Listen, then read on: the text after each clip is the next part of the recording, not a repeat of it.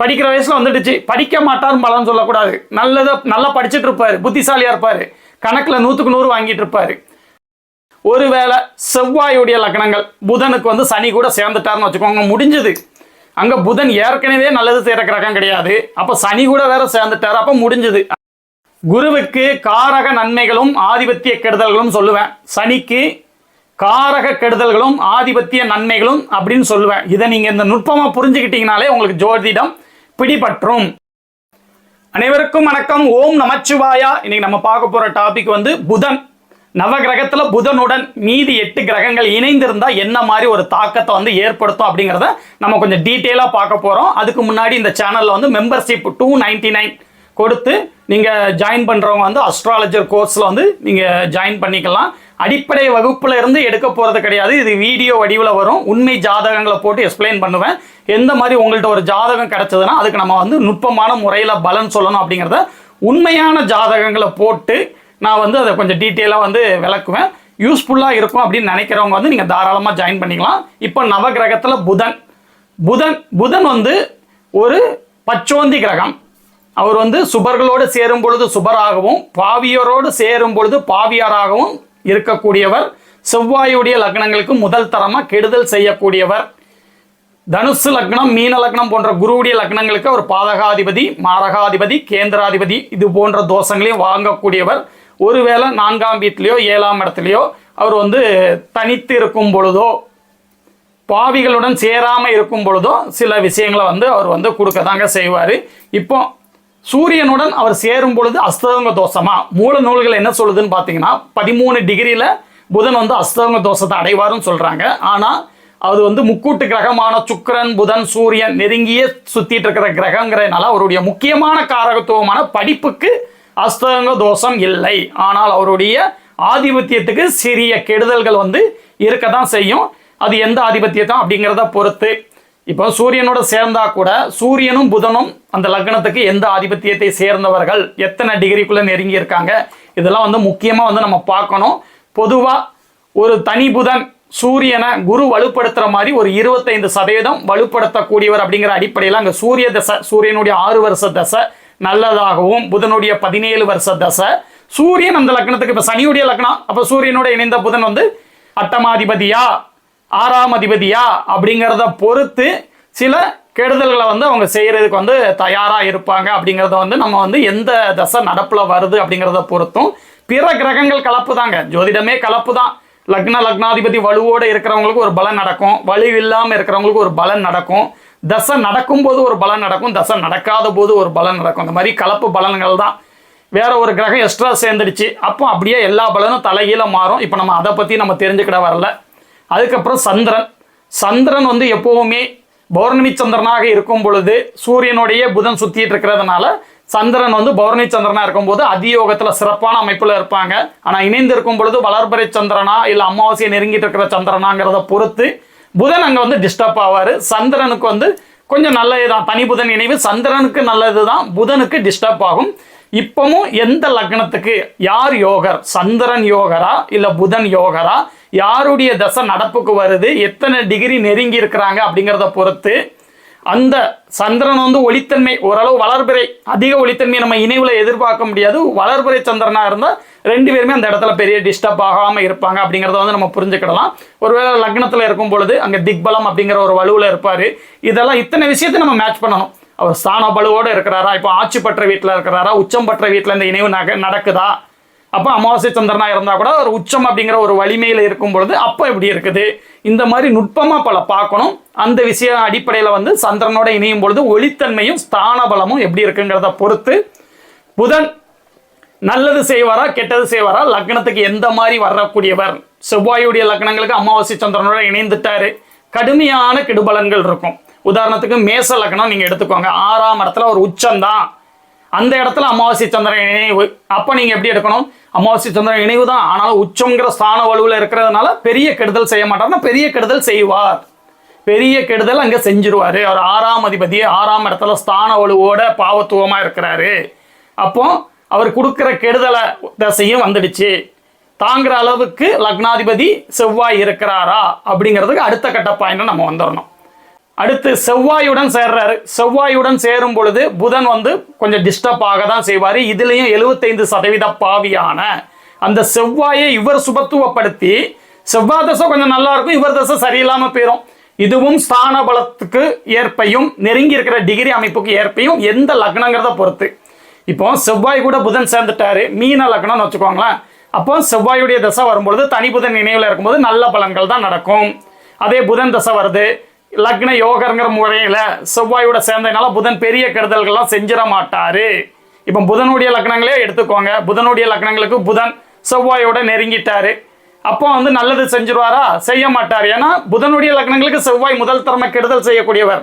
அப்போ புதன் வந்து செவ்வாயோட சேரும் பொழுது அவருடைய லக்னங்களுக்கு லக்னாதிபதியாகவே இருந்தாலும் அது நல்லது கிடையாது. இது லக்னத்துக்கு ஏற்றார் போல தான் நம்ம வந்து புரிஞ்சுக்கிடணும். எந்த லக்னம் அப்படிங்கிறத பொறுத்து நம்ம புரிஞ்சுக்கிடணும். இப்போ உதாரணத்துக்கு ரிஷப லக்னத்துக்கு 2ஆம் அதிபதியாகவும் 5ஆம் அதிபதியாகவும் வரக்கூடிய இந்த புதன் அவர் வந்து 6ஆம் இடத்துல செவ்வாயுடன் சேர்ந்து பாவத்துவ அமைப்புகளில் இருக்கும் பொழுது அவர் வந்து தனாதிபதியாகவும் அவர் 5ஆம் அதிபதியாகவும் நல்லது செய்ய கடமைப்பட்ட கிரகம்தான். ஆனால் அந்த இடத்துல அவர் வந்து செவ்வாயோட சேர்ந்திருக்கிறது சிறிது மட்டுப்படும். ஏன்னு பார்த்தீங்கன்னா அந்த ரிஷப லக்னத்துக்கு செவ்வாய் 12ஆம் அதிபதியாகவும் 7ஆம் அதிபதியாகவும் வரக்கூடியவர். அந்த அடிப்படையில் நம்ம எடுத்துக்கிடணும். முதல் தரமாக கெடுதல் செய்யக்கூடியது புதனுடைய லக்னங்கள் தான். ஆனால் இந்த இடத்துல செவ்வாயோட சேர்ந்த புதன் செவ்வாயை சுபத்துவப்படுத்துனதுனால செவ்வாய் தசை கொஞ்சம் நல்லா இருக்கும். புதன் தசை வரும் பொழுது கெடுத்துருமா? கெடுக்காது. ஆனால் 2ஆம் அதிபதியாகவும் 5ஆம் அதிபதியாகவும் வரக்கூடிய புதன் அதுக்கேற்ற நல்லது செய்கிற வலுவில்லாமல் இருப்பாருங்கிற புரிஞ்சுக்கிடணும். அதுக்கப்புறம் பார்த்தீங்கன்னா புதன் குரு, புதனும் குருவும் பொதுவாக இணையக்கூடாதுன்னு சொல்லுவாங்க. ஏன்னு பார்த்தீங்கன்னா 2 கிரகமுமே வந்து அவங்களே ஜீனியஸ் அப்படின்னு நினச்சிக்கிடக்கூடிய கிரகங்கள். குரு உண்மையான ஜீனியஸ், புதன் தன்னை அதிபுத்திசாலியாக கருதக்கூடியவர். குரு சிஷியன் சண்டை வந்து தொடர்ந்து எல்லா இதுலேயும் நடந்துட்டு தான் இருக்கும். குருவை வந்து சிஷியன் மிஞ்சுவாரா அப்படிங்கிற மாதிரி ஒரு போட்டின்னு எடுத்துக்கலாமா? அதனால 2 பேரும் சேர்ந்து இருக்கக்கூடாதுன்னு சொல்லுவாங்க. ஆனால் கூட இணைந்திருக்கும் பொழுது அங்கே புதன் வந்து கண்டிப்பாக வலுவடையத்தான் செய்வார். என்ன இருந்தாலும் குருவுடைய அந்த சுபத்துவப்படுத்தக்கூடிய அமைப்பின் காரணமாக புதன் அங்கு வலு பெறுவார். புதனுக்கு வந்து அது நல்லது தான். குருவுக்கும் அது பெரிய நெகட்டிவ்லாம் நாங்கள் சொல்ல மாட்டோங்க. அதுக்கப்புறம் பிற இதை பொறுத்து அடுத்து எப்படி வருது அப்படிங்கிறத பொறுத்து வேற எந்த கிரகத்துடைய தொடர்பு இருக்குதா, ஒரு சந்திரனுடைய அதியோகம், பௌர்ணமி சந்திரனுடைய அதியோகம் இருக்குதா அப்படிங்கிறத பொறுத்து தான். அவங்க அதிபுத்திசாலி கிடையாதெல்லாம் நம்ம சொல்லிட முடியாதுங்க.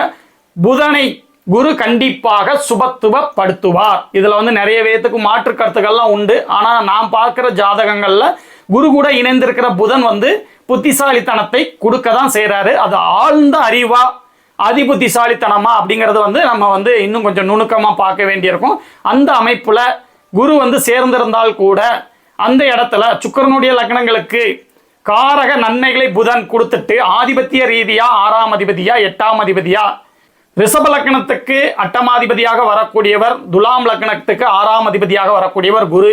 அப்போ எந்த லக்னம் அப்படிங்கிறத பொறுத்து 6ஆம் அதிபதியுடைய இணைவில் இருக்கிறாரா 8ஆம் அதிபதியுடைய இணைவில் இருக்கிறாராங்கிறத பொறுத்து புதன் சில ஆதிபத்திய குறைபாடுகளை கொடுக்க தான் செய்வார். அதே நேரத்தில் காரக நன்மைகளை அள்ளி வாரி வழங்குவார். நல்ல புத்திசாலியாக இருப்பாங்க. கணித அறிவு, கம்ப்யூட்டர் அறிவு, கணக்கு வழக்கு, அக்கௌண்ட்ஸு, சாஃப்ட்வேரு, எழுத்துத்துறை, பேசுகிற துறை, பேசி பிழைக்கும் தொழில், கமிஷன் வியாபாரம், ஜோதிடம் எல்லாத்துலேயுமே வந்து நுட்பமான அறிவை வந்து பெற்றிருப்பாங்க. நல்லா தான் இருக்கும். சுக்கிரன் கூட சேர்ந்திருக்கிறது நல்லது தாங்க. பெரும்பாலும் வந்து சுக்கிரனும் புதனும் அருகில் சுற்றிட்டு இருக்கிற கிரகம் தான். சேர்ந்திருக்கிறது நல்லது தான்.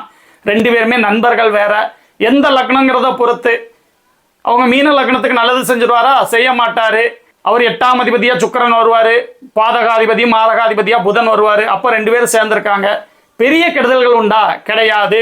எந்த வீட்டில் இருக்கிறாங்க அப்படிங்கிறத பொறுத்து தனி புதன் இணைவு சுக்கிரனுடைய இணைவு புதனுக்கும் நல்லது தான். இந்த இடத்துல கெடுதல்கள் குறைவாக இருக்கும் அப்படின்னு தான் நம்ம வரணும். 2 பேரும் நண்பர்கள். வேற நீங்க சந்தோஷமான மனநிலைமையில இருக்கும் பொழுது உங்களுடைய எதிரியை தண்டிக்கணுமா? நீங்க ரொம்ப ஜாலியா இருக்கீங்க, தண்டிப்பீங்களா? தண்டிக்க மாட்டீங்க. மன்னிச்சு விட பார்ப்பீங்க. விட்டுரு, சரி விடு, நம்ம ஜாலியாக இருக்கோம்ல அப்படின்னு சொல்லி அந்த மாதிரி ஒரு நிலைமை வரும் பொழுது நீங்கள் மன மகிழ்ச்சியாக இருக்கிற அந்த வீடு எந்த வீடு, யாரு கூட இணைவு, இது மிக மிக முக்கியம். அதே புதன், சுக்கிரன், சனி இவங்களுடைய லக்னங்களுக்கு இந்த இணைவு வந்து அபரிவிதமான வளர்ச்சியை தான் கொடுக்குங்க. நல்ல விதத்தில் இருக்கும். வேற எந்த பாவிகள் தொடர்பு இல்லாமல் இருக்கணும். லக்னம் இணைவு, எந்த வீடு, ஸ்தான பலம், இதை வந்து எந்த நிலைமையிலும் மறந்துடக்கூடாது. இது அப்படி நீங்கள் எப்படி சுற்றினாலும் இந்த அமைப்பில் தான் வரும். அதே அடிப்படையில் சனி கூட சேரலாமா? அவரும் நண்பர் தானே, சேரலாம்.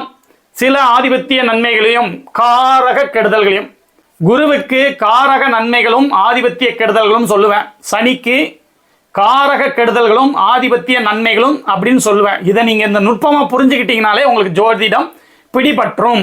அப்போ தனி புதன் சனி கூட சேர்றது எந்த லக்னங்களாக இருந்தாலும் அந்த தனி புதன் சேர்றது சனியை சுபத்துவப்படுத்தி இவர் பாதிப்படைவார்.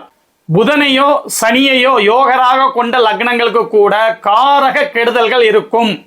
4ஆம் வீடு 4ஆம் அதிபதி நிலையை பொறுத்து, எந்த வயசுல தசை வருதுங்கிறத பொறுத்து படிப்பை கெடுக்க தான் செய்வார். புதனை பாதித்த சனி புதன் திசை நடப்புல வரும் பொழுது படிப்பை கெடுக்க தான் செய்வார். சனி திசை நடப்புல வரும் பொழுதும் இது நடக்கும். ஏன்னா புதன் அவர் பாதிச்சிருக்கிறார்ல, அப்போ 2 தசை வரும் பொழுதும் நம்ம வந்து பலனை இந்த மாதிரி தான் எடுத்துக்கிடணும். அதுக்கு 4ஆம் வீடு 4ஆம் அதிபதி எப்படி இருக்கிறாங்க, லக்னாதிபதி எப்படி இருக்கிறாருங்கிறத பொறுத்து நம்ம வந்து அந்த கூடுதல் குறைவா நன்மை தீமைகளுடைய அளவை வந்து நம்ம கணக்கிட்டுக்கிடணும்.